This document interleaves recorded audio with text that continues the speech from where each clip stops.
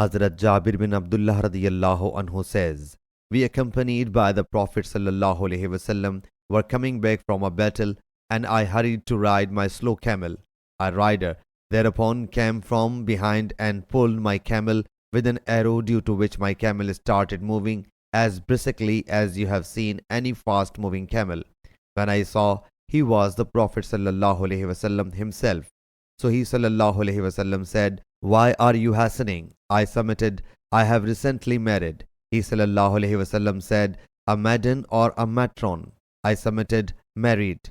He sallallahu alaihi wasallam said, why did not you marry a young girl so that you may play with her and she may play with you?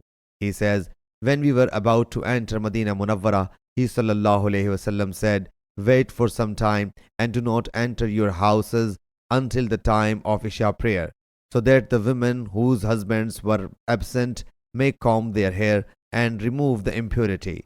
Sahih Bukhari, Hadith number 5079.